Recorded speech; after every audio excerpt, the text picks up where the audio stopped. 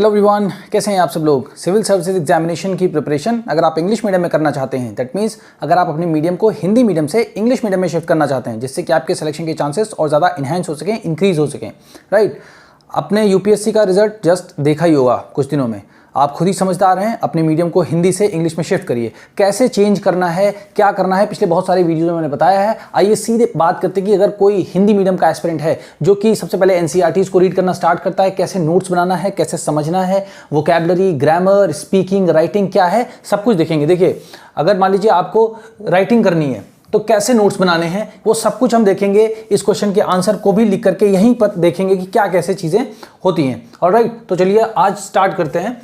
ये third chapter है NCERT का। अवर पास्ट नाम है इसका, अवर पास्ट पार्ट थर्ड है। ये मॉडर्न इंडिया की एनसीईआरटी है, ये मॉडर्न इंडिया की एनसीईआरटी है।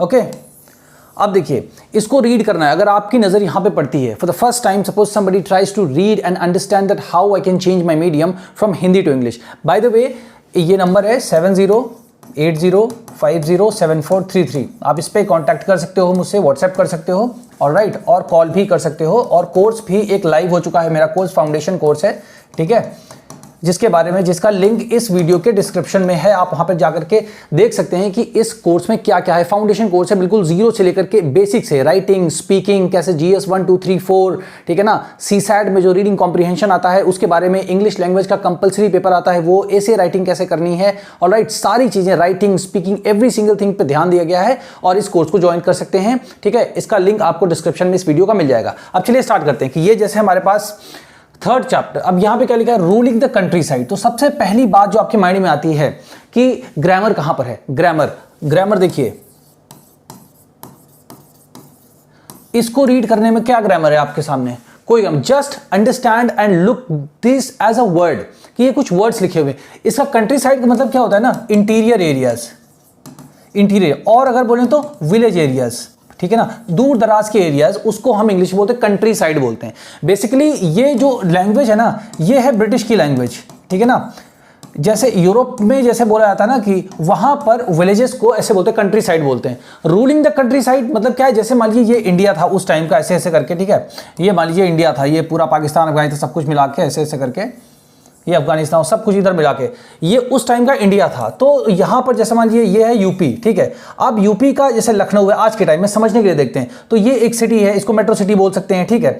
अब इसके जो अंदर के दूर दराज के इलाके हैं, विलेजेस टाइप के, कंट्री साइड, मतलब जो मेन आपका जो है ना शहर, उससे बहुत ज़्यादा दूर है, उसको बोलते हैं कंट्री साइड। तो ब्रिटिशर्स ने जब कंट्री साइड को रूल करना स्टार्ट किया, कि अंदर तक जब उनका पेनिट्रेशन होना स्टार्ट हुआ कि चलो अंदर के जो दूर दराज के इलाके हैं उनको भी रूल करते हैं। क्यों?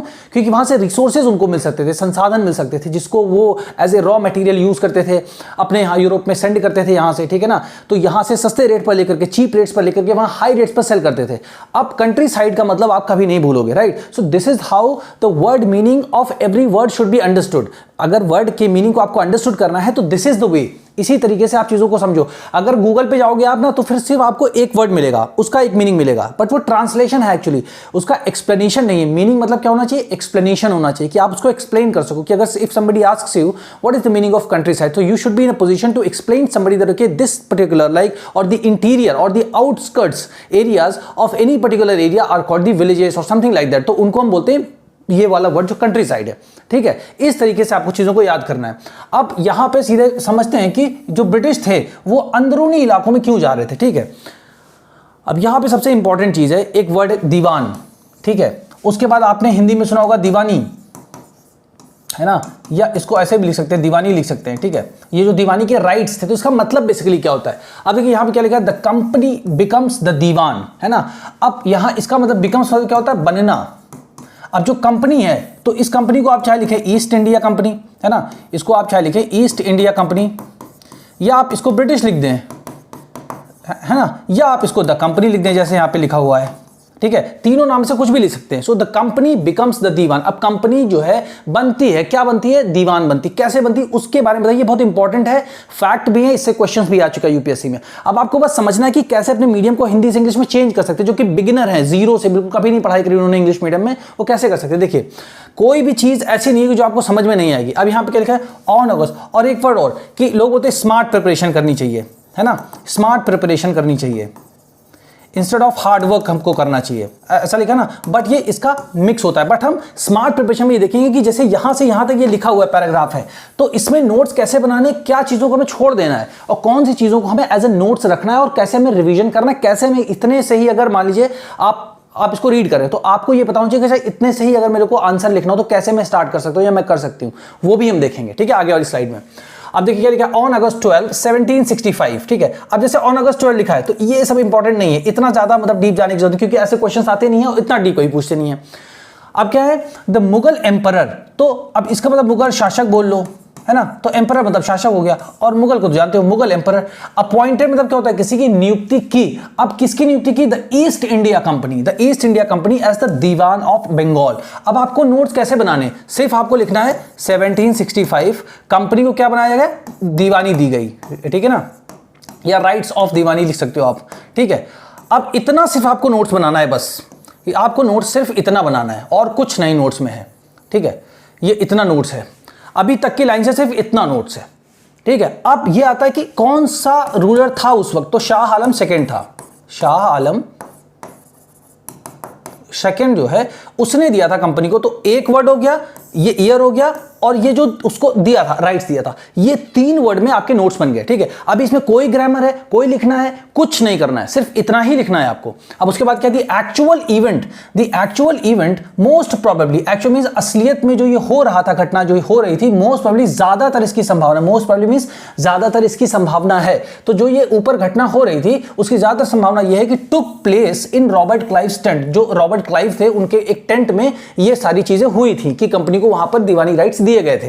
ठीक है, बट ये सब हमारे किसी काम का नहीं, इसको हमें छोड़ देना, ये सब किसी को ना बताना है ना कभी सोचना। आप माइंड में ये रखिए कि एग्जाम में मुझे लिखना है, समझना है, क्वेश्चंस का आंसर देना है, ना कि मुझे एक मतलब वो बनना, शिक्षक बनना है कि मुझे समझाना है किसी को। अगर मेरे से कोई पूछ ले कि वो वहां पे मतलब टेंट में हुआ था, ऐसे हिंदी मीडियम के स्टूडेंट बहुत ज्यादा इमोशनल होते हैं, सोचते हैं ज्यादा से ज्यादा हम नॉलेज गेन कर लें, जितना जरूरी है इसी को बोलते हैं स्मार्ट प्रिपरेशन। ये हमारे किसी काम की नहीं है ये चीज है। ठीक है, अब क्या है, विद अ फ्यू इंग्लिशमैन, तो बताया कि जो ये इनका टेंट था क्लाइव का, उसमें ही ये हो रहे थे, और मुगल एम्परर देखिए यहां पे, देखिए साफ साफ बना हुआ। ठीक है, ये देखिए यहां पे मुगल एम्परर हैं, ये रॉबर्ट क्लाइव हैं, ये शाह आलम सेकंड हैं, और ये बहुत सारे कुछ इंग्लिशमैन हैं साथ में, और इधर इनके नवाब्स वगैरह हैं। ठीक है, तो इस तरीके से बताया गया है कि इस ये मतलब ऐसे हो रहा था, बट ऐसा बिल्कुल नहीं है। ठीक है, ऐसा बिल्कुल नहीं है।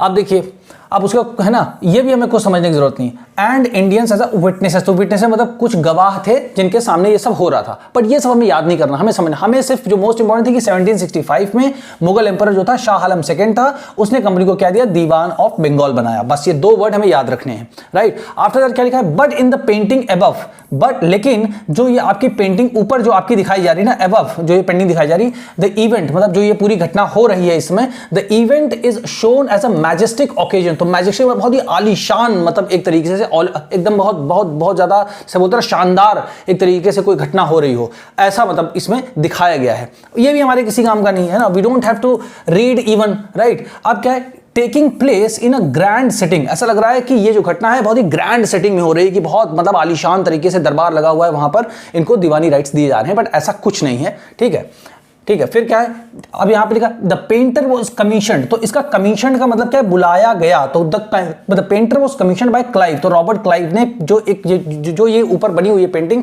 इसको बनाने के लिए एक पेंटर को बुलाया गया था, तो उसी ने लिखा हुआ है कि द पेंटर वाज कमीशन्ड, जो ये पेंटर था उसको बुलाया गया था, तो इसका कमीशन का मतलब क्या होता है, बुलाया जाना, बाकी to record the memorable events in Clive's life, कि भाई क्लाइव जो रॉबर्ट क्लाइव थे उनकी लाइफ में जो बहुत ही यादगार लम्हे हैं उनको रिकॉर्ड करने के लिए एक पेंटर को बुलाया गया था।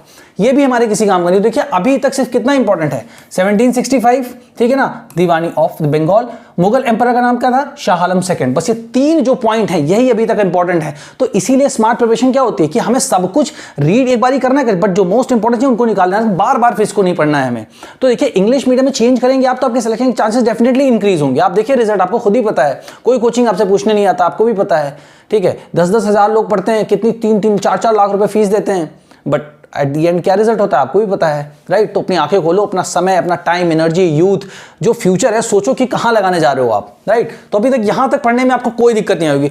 अब क्या लिखा है, the grant of Deewani clearly was one such event in British imagination. British imagination मतलब जो थे ब्रिटिश लोग, उनकी कल्पना में ये एक बहुत बड़ा इवेंट था कि मतलब वो कल्पना में भी नहीं सोच सकते थे कि एक दिन ऐसा आएगा, वो हो रहा था, ठीक है। ये भी हमें याद नहीं करना, तो हमें सिर्फ 3 पॉइंट याद रखने हैं बस यहां तक अभी तक, ठीक है। अब क्या है, एज दीवान, अब भाई होता क्या है दीवान, बेसिकली होता क्या है, तो दीवान जो होता है वो एक तरीके से हाई रैंकिंग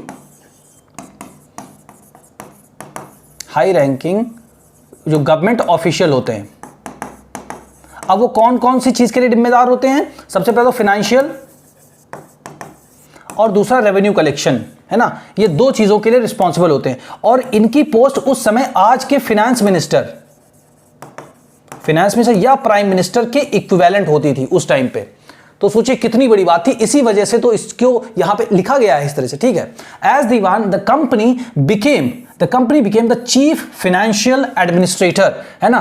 तो अब जैसे दीवान क्या होता है, चीफ फाइनेंशियल एडमिनिस्ट्रेटर। तो ये हमें समझना है कि दीवान वर्ड का मीनिंग एक्चुअली क्या होता है कि when somebody becomes the diwan, what kind of responsibilities do come to that particular person, right. तो ये रिस्पांसिबिलिटीज आती है that now you are the chief financial administrator of the territory under its control. तो जो भी टेरिटरी थी, Bengal, Bihar and Orissa की, इनको दीवानी दी गई थी 1765 में शाह आलम सेकंड के द्वारा, राइट। तो अब इनको पता है कि इनको इस पर्टिकुलर एरिया के फाइनेंसेस को एडमिनिस्टर करना है। जैसे आप मान लो क्या बनते हो, डिस्ट्रिक्ट एडमिनिस्ट्रेटर ही तो बनते हो, डिस्ट्रिक्ट एडमिनिस्ट्रेशन संभालते हो ना, डिस्ट्रिक्ट मजिस्ट्रेट बनते हो ना, तो आप डिस्ट्रिक्ट एडमिनिस्ट्रेटर ही हो। तो आपको चीफ फाइनेंशियल जो भी एक्टिविटीज होती हैं उनको आपको संभालना होता है, ठीक है। तो पहला ये हो गया।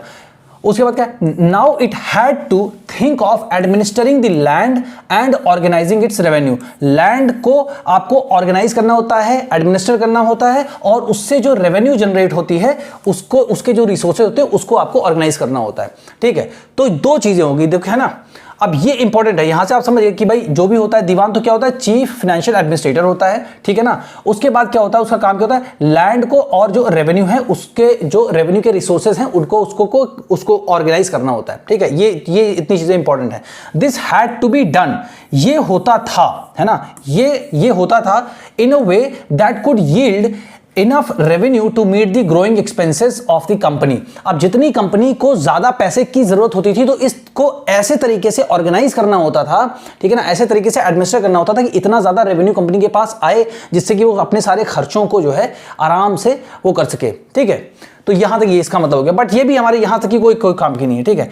अब क्या है, a trading company had also to ensure that it could buy the products it needed and sell what it wanted. अब ईस्ट इंडिया कंपनी थी तो कंपनी ही, ठीक है। अब वो चाहती थी कि इतना रेवेन्यू हमारे पास आए कि ट्रेड करने के लिए हमें जिन चीजों की जरूरत है उसको हम खरीद सकें, और जिन चीजों की जरूरत है उसको हम सेल कर सकें। तो यहां तक ये सारी चीजें। अब देखिए, अगर मान लीजिए आपको आंसर राइटिंग करनी इतने से ही, ठीक है, अगर आपको इतने से ही आंसर राइटिंग आपको पूरी करनी है तो कैसे करोगे आप, ठीक है। देखो, अब जैसे यहां पे लिखा है दीवान, आप समझ गए दीवान मींस क्या होता है, हाई रैंकिंग जो गवर्नमेंट ऑफिशियल होते हैं, ठीक है। ऐसे अगर आप नोट्स बना लोगे ना, तो इसमें कहीं ग्रामर लिखना है आपको, कुछ सिर्फ आपको ये जब आप स्टार्ट करोगे ना, देन यू विल रियलाइज कि हाँ, it is possible, it is very much possible, ठीक है ना।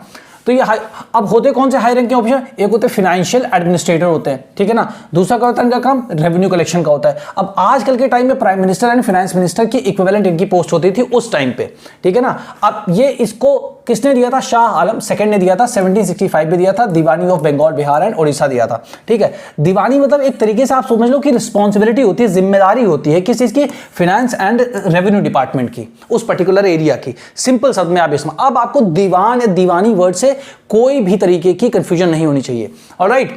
अब जैसे यहां मान लिया आंसर राइटिंग हम मान लिया करते हैं, ठीक है, लिखना स्टार्ट करते हैं कि भाई एक पैराग्राफ हमने रीड किया है, now if I want to write, how would I be able to write. जैसे यहां पे लिखा है हु इज दीवान, या हमारी एक क्वेश्चन हो सकता है व्हाट इज दीवानी,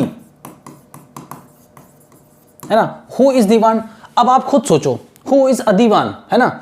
तो आप लिख सकते हो कि a high ranking government official, a high ranking government official, है ना, विद रिस्पॉन्सिबिलिटीज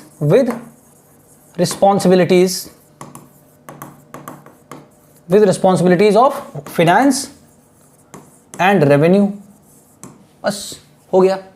तो कम से कम आप सोचो, जब आप याद कर रहे हो, कीवर्ड्स को निकाल लो, तो उसी के साथ आप आंसर भी तो लिख रहे हो। तो when you are able to write from the very beginning, आज से ही पढ़ रहे हो और अभी से when you are able to write it, तो जितने लोग समझदार हैं, they should start changing the medium from Hindi to English, because nobody will come to save you. ठीक है ना, कोई नहीं आएगा। 2013 में सीसैट आया था, 2013 में, now it is 2025 and now you see the result. Every single year the Hindi medium aspirants are just brought to almost zero. 2-3 selection हो जाते हैं, अगर एक हिसाब से 2-3 सिलेक्शन हो रहे हैं तो कहां आप अपनी एनर्जी वेस्ट कर रहे हो। So think about it very seriously and share this particular YouTube channel among all the Hindi में, क्योंकि यही एक यूट्यूब चैनल है जो कि हिंदी मीडियम के एस्पिरेंट्स को स्ट्रेंथन, मजबूत करना चाहता है, जिससे उनके सिलेक्शन के चांसेस और ज्यादा एनहेंस हो सकें। सी यू